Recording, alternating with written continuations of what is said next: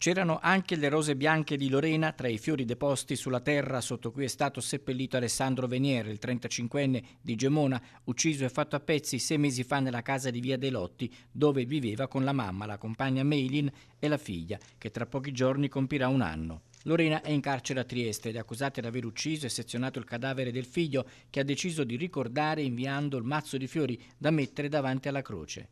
Alle 10 in punto il carro funebre con il feretro ha lasciato la casa funeraria coprendo le poche centinaia di metri che la separano dal cimitero comunale. Qui una decina di persone ad attenderlo. Vietato l'ingresso delle telecamere fino alla conclusione delle operazioni di sepoltura. Gli operai hanno sistemato la croce e i fiori. Più avanti, chissà, qualcuno si farà carico di allestire una tomba. Per ora i resti di Alessandro riposano così. Oltre a qualche amico e forse parente, erano presenti gli assessori comunali Valentina Contessi, Giovanni Venturini e Davis Goi, in rappresentanza del sindaco Revelant, impegnato in un'altra cerimonia. Il comune si è fatto carico dell'organizzazione e delle spese per assicurare alla vittima una degna sepoltura. Domenica il feretro era stato sistemato in una sala della casa funeraria dove Alessandro ha ricevuto la visita di chi ha voluto tributargli l'ultimo saluto.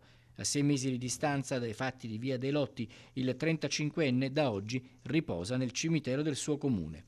E se la mamma Lorena ha voluto inviare i fiori e avrebbe voluto essere presente nella camera ardente per salutare il figlio, ma il GIP le ha negato il permesso, non si segnalano iniziative simili da parte della compagna Meilin, accusata in concorso con la suocera dell'omicidio di Alessandro, il padre della sua bambina.